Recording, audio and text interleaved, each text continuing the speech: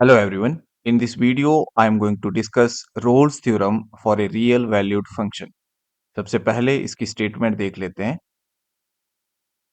इसकी स्टेटमेंट में एक क्वांटिफायर यूज होता है देयर एग्जिस्ट।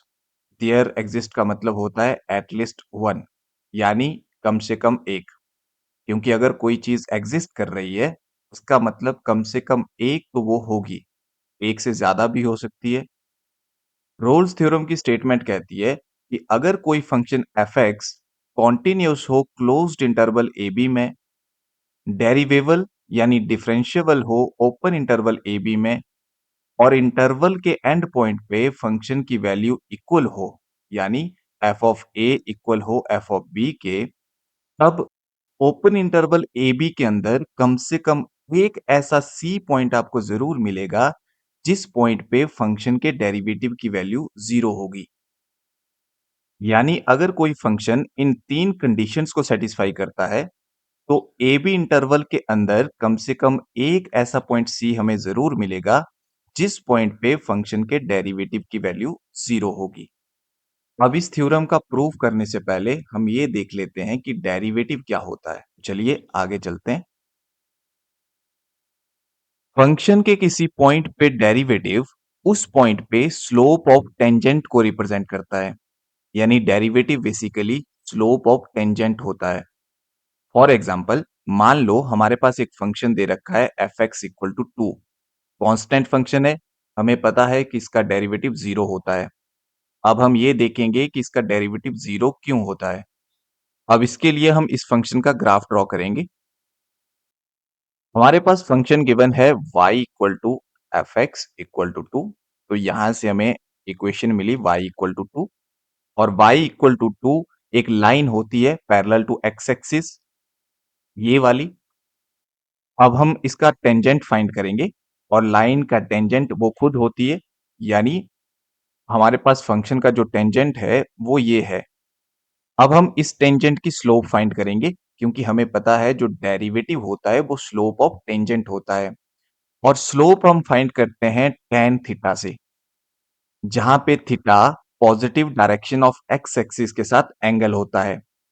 अब क्योंकि ये जो टेंजेंट है और ये एक्स एक्सिस है, ये दोनों पैरेलल लाइंस है, यानी इनके बीच में जो एंगल थीटा होगा वो 0 डिग्री होगा। तो यहां से स्लोप ऑफ टेंजेंट हमें मिल जाएगी tan जीरो। tan जीरो होता है जीरो। क्योंकि स्लोप ऑफ टेंजेंट इस फंक्शन की जीरो है, इसी वजह से इस फंक्शन का डेरिवेटिव जीरो है। अब हम इस थ्योरम को प्रूव करेंगे। चलिए आगे चलते हैं। इस थ्योरम को प्रूव करने के लिए हम दो केसेस यहां पे बनाएंगे। केस वन में हम मानेंगे let F is a constant function through in closed interval A B. अब क्योंकि फंक्शन इस बार कांस्टेंट है, देयरफॉर फंक्शन का जो डेरिवेटिव होगा वो हमें जीरो मिलेगा, क्योंकि कांस्टेंट का डेरिवेटिव जीरो होता है for all X belonging to open interval A B. यानी इस इंटरवल के हर पॉइंट के लिए फंक्शन का डेरिवेटिव हमें जीरो मिला। हम यहां से ये बोल सकते हैं देयरफॉर एफ का डेरिवेटिव सी पॉइंट पे हमें जीरो मिला for all C belonging to open interval A B. क्योंकि रोल्स थ्योरम कहती है कि ओपन इंटरवल ए बी के अंदर कम से कम एक ऐसा सी हमें जरूर मिलेगा जिसपे फंक्शन का डेरिवेटिव जीरो हो।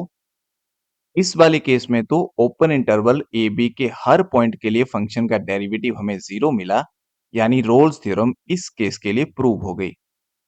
अब सेकंड केस में हम मानेंगे कि let F is a non constant function.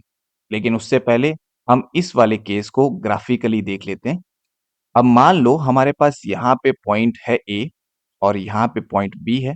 अब क्योंकि फंक्शन जो है वो ए से बी तक ही जा रहा है, अब मान लो ए पे जो फंक्शन की वैल्यू है वो हमें यहाँ पे मिल रही है, इस वाले पॉइंट पे। अब क्योंकि रोल्स थ्योरम की थर्ड कंडीशन कहती है कि एफ ए जो है वो एफ बी के इक्वल है, इसीलिए बी पे जो फंक्शन की वैल्यू मिलेगी वो हमें यहाँ मिलेगी। एफ ए और एफ बी की वैल्यू एक ही लाइन पे आनी चाहिए, क्योंकि दोनों वैल्यू इक्वल है। अब इस बार क्योंकि फंक्शन कांस्टेंट है, अगर फंक्शन कांस्टेंट है तो फंक्शन का ग्राफ सीधा जाएगा, क्योंकि ए बी के बीच का आप कोई भी पॉइंट उठाओगे उस पे वैल्यू आपको यहीं पे मिलेगी, इसी लाइन पे। अब क्योंकि फंक्शन का जो ग्राफ है वो एक लाइन बनी, और इसका जो टेंजेंट होगा वो इसी लाइन के ऊपर आएगा। टेंजेंट इसी लाइन के ऊपर आ रहा है और ये लाइन जो है वो एक्स एक्सिस के पैरेलल आ गई, यानी यहाँ से आपको स्लोप मिल जाएगी 0, क्योंकि एंगल इनके बीच में 0 डिग्री बना, तो स्लोप tan 0 इक्वल टू 0 मिल गई। स्लोप क्योंकि यहाँ पे हर पॉइंट के लिए 0 मिल गई, इसका मतलब डेरिवेटिव यहाँ पे हर पॉइंट के लिए 0 होगा। चलते हैं आगे सेकंड केस में। अब सेकंड केस में हम मानेंगे let f is a non constant function in closed interval a b।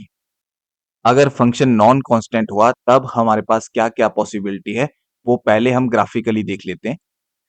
मान लो यहाँ पे a पॉइंट है और यहाँ पे b पॉइंट है। यहाँ पे फंक्शन की वैल्यू हमें a पॉइंट पे मिल रही है f ऑफ a, और यहाँ पे हमें फंक्शन की वैल्यू मिल रही है b पॉइंट पे। क्योंकि दोनों वैल्यू इक्वल है तो एक ही लाइन पे आएगी। अब इस बार क्योंकि फंक्शन जो है वो नॉन कांस्टेंट है, यानी कांस्टेंट नहीं है, तो फंक्शन का ग्राफ सीधा तो नहीं जाएगा। हम मान लेते हैं कि फंक्शन का ग्राफ जो है वो यहां से ऐसे ऊपर गया। अब क्योंकि वापस बी पॉइंट पे आना है तो ऊपर से ऐसे नीचे आ गया वापस। हम मान लेते हैं कि यहाँ पे कोई पॉइंट सी पॉइंट है और इस पे जो फंक्शन की वैल्यू मिली है वो यहाँ पे मिली है एफ ऑफ सी। अब अगर मैं सी पॉइंट के लिए टेंजेंट ड्रॉ कर लूं, इस पॉइंट पे टेंजेंट ऐसे जाएगा। टेंजेंट वो होता है जिसका कर्व के साथ एक ही कॉमन पॉइंट होता है। तो यहाँ पे ये जो टेंजेंट है, ये लाइन, ये सिर्फ इस पॉइंट को टच करके जाएगी। अब क्योंकि ये जो टेंजेंट लाइन आई, ये पैरेलल टू एक्स एक्सिस है। पैरेलल होने की वजह से इस टेंजेंट लाइन और एक्स एक्सिस के बीच का एंगल हमें 0 डिग्री मिलेगा। यानी यहाँ से इस टेंजेंट की जो स्लोप है वो हमें tan 0 यानी 0 मिल जाएगी। अब क्योंकि टेंजेंट की जो स्लोप होती है वो डेरिवेटिव होता है, यानी इस सी पॉइंट पे फंक्शन का डेरिवेटिव हमें 0 मिलेगा। और रोल्स थ्योरम यही कहती है कि हमें कम से कम एक ऐसा पॉइंट सी जरूर मिलेगा ए बी के अंदर जिस पॉइंट पे फंक्शन के डेरिवेटिव की वैल्यू 0 होगी।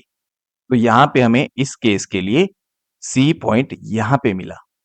अब एक पॉसिबिलिटी ये भी है कि मान लो यहाँ पे ए पॉइंट है, यहाँ बी पॉइंट है, यहाँ पे फंक्शन की वैल्यू ए पॉइंट पे है, ये एफ ऑफ बी है। अब जरूरी नहीं ग्राफ ऊपर को जाए, हो सकता है ग्राफ यहाँ से ऐसे नीचे आए, नीचे आएगा फिर ऐसे वापस जाएगा, और यहाँ पे मान लो सी पॉइंट है, ये पॉइंट सी है, और सी पे जो फंक्शन की वैल्यू है वो यहाँ मिल रही है। अब अगर मैं इस पॉइंट के लिए टेंजेंट ड्रॉ करूं, टेंजेंट यहाँ से ऐसे जाएगा जो सिर्फ इस पॉइंट को टच करके जाएगा। अब इस टेंजेंट की स्लोप भी हमें 0 डिग्री मिलेगी, एंगल 0 डिग्री बन रहा है यहाँ पे। टेंजेंट की स्लोप 0 होने का मतलब है इस पॉइंट पे हमें डेरिवेटिव 0 मिलेगा। यानी यहाँ पे भी हमें कम से कम एक ऐसा पॉइंट सी मिल गया जिस पे फंक्शन का डेरिवेटिव 0 है। अब नॉन कांस्टेंट फंक्शन के लिए एक पॉसिबिलिटी और भी है। मान लो ये हमारा ए पॉइंट है, ये हमारा बी पॉइंट है, यहाँ पे एफ ऑफ ए और यहाँ पे एफ ऑफ बी। अब क्योंकि फंक्शन इस बार कांस्टेंट नहीं है तो ग्राफ सीधा नहीं जाएगा।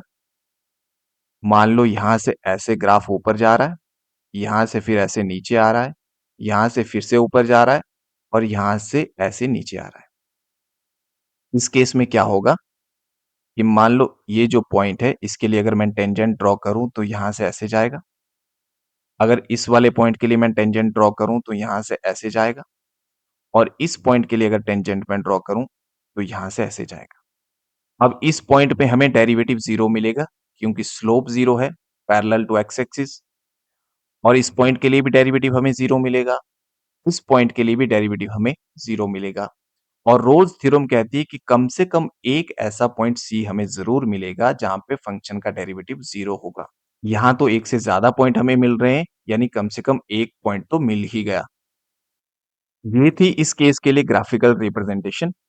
अब हम देखेंगे कि यही चीज हम रिटर्न में कैसे लिखेंगे। तो आगे चलते हैं। हम सेकंड केस कर रहे हैं जिसमें हमने माना है कि फंक्शन जो है वो नॉन कांस्टेंट है। अब क्योंकि फंक्शन जो है वो कॉन्टिन्यूस है क्लोज्ड इंटरवल ए बी में, तो ये अटेन करेगा अपने लीस्ट अपर बाउंड और greatest lower bound in A B. इसका क्या मतलब हुआ, क्योंकि जैसे हमने ग्राफिकल रिप्रेजेंटेशन देखी कि यहां से मान लो ग्राफ ऐसे जा रहा है नॉन कांस्टेंट फंक्शन के लिए, ये हमारा एफ ऑफ ए था, ये हमारा एफ ऑफ बी था। इस पॉइंट पे हमें फंक्शन की मैक्सिमम वैल्यू मिली, यानी यहाँ पे फंक्शन का लीस्ट अपर बॉन्ड ये अटेन होगा। और यहाँ पे हमें दिख ही रहा है कि मिनिमम वैल्यू एफ ए और एफ बी इन दोनों पे मिल रही है, क्योंकि ये दोनों इक्वल है। तो जो ग्रेटेस्ट लोअर बॉन्ड है वो हमें यहाँ पे एफ ए और एफ बी पे मिला। अब क्योंकि फंक्शन कॉन्टिन्यूस है, ग्राफ कहीं ब्रेक नहीं हो रहा है, इसीलिए ये लीस्ट अपर बॉन्ड और ग्रेटेस्ट लोअर बॉन्ड जरूर अटेन होंगे। चाहे आप दूसरा केस ले सकते हैं जिस पे फंक्शन इस तरह से जा रहा था, तो यहाँ पे हमें ग्रेटेस्ट लोअर बॉन्ड मिलेगा और इन वैल्यूज पे हमें लीस्ट अपर बॉन्ड मिलेगा। तो क्योंकि जो फंक्शन है वो कांस्टेंट फंक्शन नहीं है, इसीलिए at least one of least upper bond and greatest lower bond must be different from equal values F A F B. Function constant नहीं है, ग्राफ या तो ऊपर जा रहा है या तो नीचे आ रहा है।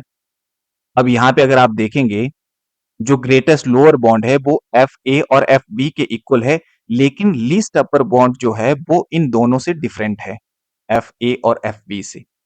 और इस वाले केस में अगर आप देखेंगे तो least upper bond F A और एफ बी के इक्वल है, लेकिन ग्रेटेस्ट लोअर बॉन्ड जो है वो डिफरेंट है। तो यहां पे यही कहा कि कम से कम एक ऐसा लीस्ट अपर बॉन्ड और ग्रेटेस्ट लोअर बॉन्ड में जरूर होगा जो एफ ए और एफ बी से डिफरेंट होगा। मान लो जो ये बॉन्ड है जो डिफरेंट है एफ ए और एफ बी से, वो अटेन हो रहा है एक्स इक्वल टू सी पे। जैसे हमने इस पॉइंट को यहाँ पे सी पॉइंट ही लिया था, इसी पे ये लिस्ट अपर बॉन्ड अटेन हो रहा है। और यहाँ पे इसको भी हमने यहाँ पे सी पॉइंट लिया था, तो सी पॉइंट पे ये ग्रेटेस्ट लोअर बॉन्ड अटेन हो रहा है जो कि डिफरेंट है इक्वल वैल्यू से। अब हमने देखा कि जिस बॉन्ड की वैल्यू एफ ए और एफ बी से डिफरेंट है वो लिस्ट अपर बॉन्ड भी हो सकता है, ग्रेटेस्ट लोअर बॉन्ड भी हो सकता है। लेकिन हम एज्यूम करेंगे कि जो x इक्वल टू सी पे हमें बॉन्ड मिल रहा है वो लिस्ट अपर बॉन्ड है। अगर x इक्वल टू सी पे हमें लिस्ट अपर बॉन्ड मिल रहा है, इसका मतलब ये होगा कि एफ ऑफ सी पे हमें मैक्सिमम वैल्यू मिलेगी, क्योंकि यहां पे अपर बॉन्ड है सी पे। मैक्सिमम वैल्यू का मतलब एफ सी की वैल्यू जो है वो ग्रेटर देन इक्वल टू रहेगी F of C plus H से, यानी इसके नेबरहुड की बाकी वैल्यू से एफ सी की वैल्यू बड़ी रहेगी, क्योंकि यहां पे सी पॉइंट पे हमें लिस्ट अपर बॉन्ड मिल रहा है। तो यहां से हमें क्या मिलेगा, यहां से हमें मिलेगा therefore f of c plus h minus f of c is less than equal to 0। अब मान लो लेट h हमारे पास पॉजिटिव है, greater than 0, then f of c plus h minus f of c upon h, इसकी value हमें कैसी मिलेगी, क्योंकि f of c plus h minus F C की value less than equal to 0 है, यानी बेसिकली नेगेटिव वैल्यू यहां से मिलेगी या 0 मिलेगी। अब h इस बार पॉजिटिव है, ऊपर वाली वैल्यू नेगेटिव है, नीचे वाली पॉजिटिव है, इसका मतलब है इसकी वैल्यू हमें पूरे की लेस देन इक्वल टू 0 मिलेगी। और यहां से अब हमें क्या मिलेगा, देयरफॉर अब मैं यहां पे लगा देता हूं limit h approaches to 0 positive, क्योंकि h इस बार पॉजिटिव है, c में हमने h ऐड किया है तो हम c के बेसिकली राइट साइड में जाएंगे। c में हमने एक पॉजिटिव नंबर ऐड किया तो हम c के राइट साइड में गए, तो यहां से हमें राइट हैंड लिमिट मिल जाएगी। और यहां से मिला F of C plus H, F of C upon H, इसकी वैल्यू हमें मिल गई लेस देन 0। अब यहाँ पे ये डेरिवेटिव बन गया, तो यहां से हमें क्या मिला, और डेरिवेटिव कौन सा, राइट हैंड डेरिवेटिव। तो यहां से हम कह सकते हैं राइट हैंड डेरिवेटिव की वैल्यू सी पॉइंट पे हमें लेस देन इक्वल टू 0 मिलेगी।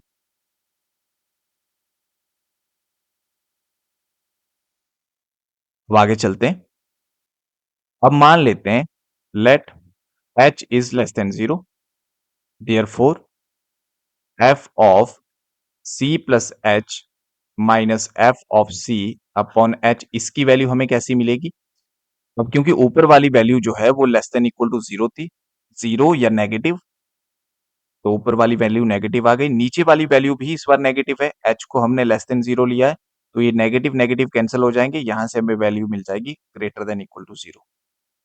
देयरफॉर यहाँ पे हम लिख सकते हैं लिमिट h अप्रोचेस टू, इस बार क्योंकि h जो है वो नेगेटिव नंबर है, c में हमने h को ऐड किया है, h नेगेटिव नंबर है, तो जब हम नेगेटिव नंबर c में ऐड करेंगे तो हम लेफ्ट साइड में जाएँगे, तो यहाँ से हमें बेसिकली लेफ्ट हैंड लिमिट मिल जाएगी c plus h minus f of c divided by h, और इसकी वैल्यू हमें मिलेगी ग्रेटर देन इक्वल टू 0, और ये हमारा लेफ्ट हैंड डेरिवेटिव बन गया c पॉइंट पे। तो हम यहाँ पे बोलेंगे left hand derivative of f at c, इसकी वैल्यू हमें मिल गई ग्रेटर देन इक्वल टू 0। अब रोल्स थ्योरम की जो सेकंड कंडीशन थी, वो कहती थी कि f का डेरिवेटिव जो है वो एग्जिस्ट करता है for all x belonging to open interval a b। अब क्योंकि फंक्शन का डेरिवेटिव एग्जिस्ट करता है, इसका मतलब left hand derivative right hand derivative के इक्वल होना चाहिए। तो यहाँ से हम बोल सकते हैं कि left hand derivative of f at c ये इक्वल होना चाहिए right hand derivative of f at c, और ये इक्वल होना चाहिए फिर derivative of f at c। अब हमने देखा था कि राइट हैंड डेरिवेटिव की जो वैल्यू है वो या तो 0 है या तो फिर लेस देन 0 है, यानी नेगेटिव है, और लेफ्ट हैंड डेरिवेटिव की जो वैल्यू है वो या तो 0 है या 0 से बड़ी है। इन दोनों की जो कॉमन वैल्यू है वो 0 है। तो इसका मतलब यहाँ से हमें क्या मिल जाएगा, फंक्शन का डेरिवेटिव 0 मिल जाएगा, क्योंकि लेफ्ट हैंड डेरिवेटिव और राइट हैंड डेरिवेटिव की जो कॉमन वैल्यू है, इक्वल वैल्यू, वो 0 है।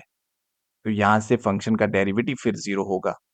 और यही हमने प्रूव करना था कि फंक्शन का जो डेरिवेटिव है वो सी पॉइंट पे 0 मिलेगा for some C belonging to open interval A B. तो ये थी रोल्स थ्योरम। आज की इस वीडियो के लिए इतना ही, बाकी मिलते हैं नेक्स्ट वीडियो के साथ। So thank you.